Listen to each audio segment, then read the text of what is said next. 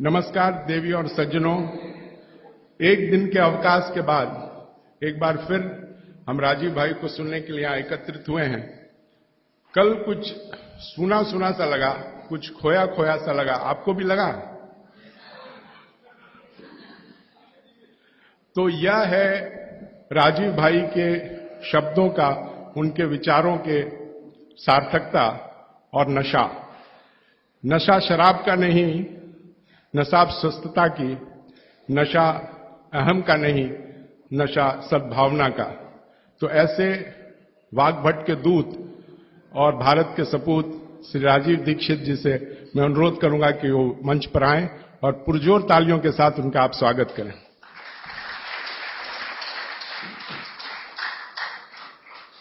पिछले 7-8 दिनों में हमने जो कुछ भी सुना राजीव दीक्षित भाई से और जो कुछ भी हमने ग्रहण किया, उसके कृतज्ञता में हमारे पास व्यक्त करने के लिए शब्द नहीं है और न ही ऐसा कोई उपहार है जो हमें भेंट स्वरूप देकर उस बहुमूल्यता को हम आंक सके। इसीलिए हम अपनी कृतज्ञता, हम अपना धन्यवाद उनको चंदन के फूलों के माला के सुगंध के साथ और शॉल के ऊर्जा के साथ व्यक्त करना चाहेंगे। मेरी गुजारिश है श्री शोभाकांत दास जी से कि वो राजीव भाई को माला अर्पण करके स्वागत करें।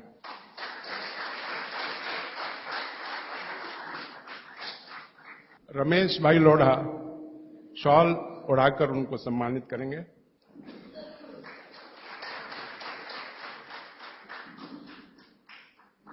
पिछले 7-8 दिनों से राजीव भाई ने प्रकृति की बात की, पंच तत्व की बात की।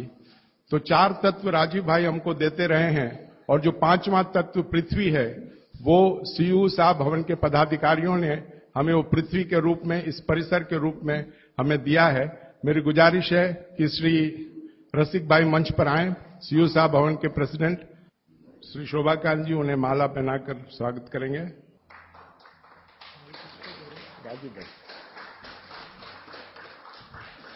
राजीव भाई उन्हें शॉल उड़ाकर उन्हें सम्मानित करेंगे।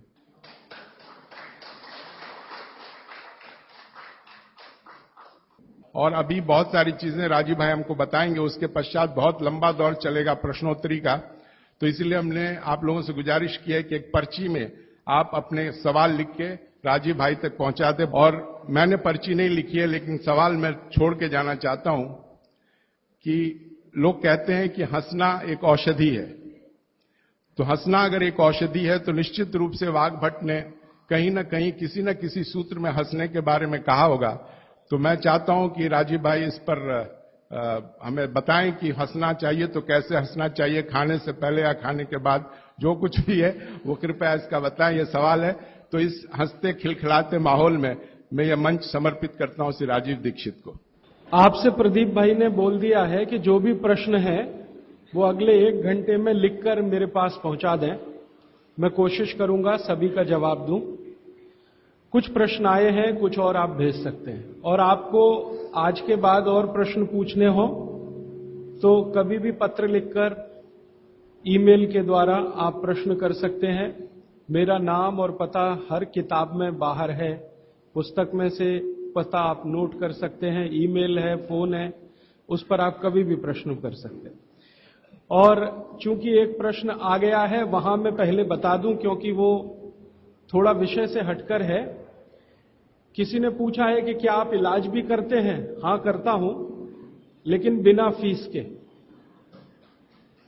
इलाज भी करता हूं। आप कभी इलाज की दृष्टि से भी पूछना चाहें प्रश्न तो कर सकते हैं। ज्यादा कोशिश मैं आयुर्वेद से करता हूं इलाज करने की, और अगर मैं महसूस कर लेता हूं कि कॉम्प्लिकेशंस कुछ ज्यादा हैं तो थोड़ा होम्योपैथी की मदद लेता हूं। एलोपैथी को कभी भी टच नहीं करता। अभी प्रदीप भाई ने जो प्रश्न किया वहां से मैं शुरू करूं। भागवत जी कहते हैं कि हमारे शरीर में कुछ वेग हैं, वेग, गति, मूवमेंट, स्पीड, कुछ वेग हैं और उन वेगों के नाम हैं कुछ। उनके बारे में उनका यह कहना है, एक सूत्र है और उस पर पूरा अध्याय है, एक ही सूत्र पर पूरा अध्याय है। वो ये कहते हैं कि जब ये वेग आए शरीर में तो कभी भी नहीं रोकना चाहिए, कभी भी रोकना नहीं चाहिए। ऐसे कुछ वेग हमारे शरीर में हैं, उनमें से एक है हंसी। अगर आपको सहज रूप से हंसी आ रही है तो बिल्कुल मत रोकिए, खूब जोर से खिलखिलाकर हंसिए अगर हंसी आ रही है। अब आप पूछेंगे ये हंसी आती कैसे है? ये जो हंसी है इसके बारे में भागवत जी ने बहुत विस्तार से व्याख्या की है कि ये शरीर के अंदर कुछ रसों का प्रभाव है। आज की भाषा में हम अगर कहें तो कुछ एंजाइम्स हैं और कुछ हार्मोन्स हैं जिनके चलते ये हंसी आती है, और ये एंजाइम्स और हार्मोन्स शरीर की अलग अलग ग्रंथियों से उत्पन्न होते हैं। जैसे हमारे शरीर में ये मस्तिष्क में एक पीनियल ग्लैंड है, उसमें से जो रस उत्पन्न होता है, मैं रस ही शब्द इस्तेमाल करूंगा, हार्मोन्स और एंजाइम्स में कंफ्यूजन हो जाता है। तो पीनियल ग्लैंड में जो रस उत्पन्न होता है ये बहुत मदद करता है हंसने में। आप बोलेंगे जी हंसते समय ही ये पैदा होता है, हां, लेकिन इसके बारे में भागवत जी ये कहते हैं कि पहले ये रस पैदा होगा, बाद में हंसी आएगी। ये रस कहां से पैदा होता है? तो कहते हैं भावना से। आपकी भावना है तो ये रस उत्पन्न होगा, और ये सेकंड्स में होता है, सेकंड्स के फ्रैक्शन में होता है। कोई भावना आपकी ऐसी बनी, रस उत्पन्न हुआ, तुरंत आपने हंस दिया, तो वो कहते हैं हंसी आए तो कभी भी नहीं रोकना चाहिए। लेकिन आगे का सूत्र है जो बहुत महत्व का है, जबरदस्ती कभी भी नहीं हंसना चाहिए। जबरदस्ती कभी भी नहीं हंसना चाहिए, क्योंकि उस समय जो आप हंसेंगे वो मैकेनिकल हंसी होगी। मैकेनिकल आप समझते हैं, यांत्रिकी, जिसमें रस नहीं होगा, भाव नहीं होगा, आप सिर्फ हंसेंगे। तो कहते हैं बिना भाव और बिना रस की जो हंसी है वो शरीर को कोई लाभ नहीं देगी। अब मैं आता हूं थोड़ा आपको समझ में आए इस दृष्टि से। आजकल भारत में बहुत जगह लाफिंग क्लब्स चलते हैं, आप भी हो सकता है जाते हो। तो लाफिंग क्लब्स में जो हंसी है वो पूरी तरह से यांत्रिक है, मैकेनिकल है। वो कहते हैं मुंह फाड़ के हंसो, हा हा हा हा हा, इसमें न रस है न भाव है। वो कहते हैं हंसते समय रस भी होना चाहिए, भाव भी होना चाहिए। हां, ये जरूर है कि उस लाफिंग क्लब में आपको कोई जोक सुनाकर हंसी आती है, या उन्होंने कोई एक्टिंग की और उस पर आपको हंसी आती है, वो ठीक है। आपको लाफिंग क्लब में किसी ने जोक सुनाया, मजाक किया, आपको हंसी आई, तो उसमें रस भी होगा, भाव भी होगा। लेकिन ये मुंह खोल के हा हा हा हा करेंगे, ना रस होगा ना भाव होगा। तो इससे बचें, क्योंकि इससे तकलीफ आएगी। फिर बिना रस और बिना भाव की जब हंसी आप हंसेंगे तो पेट में दर्द होगा, और पेट में दर्द होगा तो वो कोई तकलीफ की स्थिति भी बना सकता है। जैसे कई बार आपने सुना है हमारी नस पे नस चढ़ गई, बिना भाव और बिना रस की हंसी में पेट की नस पे नस चढ़ सकती है, और वो चढ़ गई तो डॉक्टर उतार नहीं पाता उसको, फिर कहेगा जी ऑपरेशन करा लो, कॉम्प्लिकेट हो गई है। तो बिना रस और बिना भाव की हंसी कभी भी ना हंसें, लेकिन रस और भाव के साथ हंसी आ रही है तो बिल्कुल ना रोकें, जरूर हंसें। बात आपको स्पष्ट हुई? आपको स्वाभाविक रूप से कोई दृश्य देखकर, कोई बात सुनकर, किसी की क्रिया देखकर हंसी आ रही है तो रोकना मत, खूब हंसना उसको। और बिना भाव, बिना रस, बिना क्रिया के कोई हंसी करने की कोशिश कभी आप करना मत। वो कहते हैं कि सम में रहिए, मध्य मार्गी बनिए। हमेशा हर जगह वो कह रहे हैं मध्य मार्गी रहिए, ना इस एक्सट्रीम पे जाइए ना उस एक्सट्रीम पे जाइए। क्यों? तो वो कहते हैं कि भारत एक ऐसी भूमि है जो मध्य मार्गियों की ही है। भारत एक ऐसी भूमि है जो मध्य मार्गियों की ही है। आप ना इस एक्सट्रीम पे जा सकते हैं ना उधर। अगर इसको आज की भाषा में कहूं, ना ज्यादा लेफ्ट जाइए ना ज्यादा राइट जाइए, सेंटर में रहिए, बीच में रहिए। और कृष्ण भगवान गीता में बार बार यही कह रहे हैं, ना ज्यादा भोगी बनो ना ज्यादा त्यागी बनो, मध्य मार्गी रहो।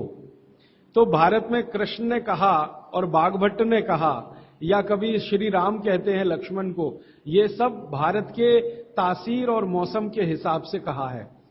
आप जो है अगर यूरोप में है और अमेरिका में है तो आइदर लेफ्ट और आइदर राइट जाने के लिए छूट है, भारत में नहीं है।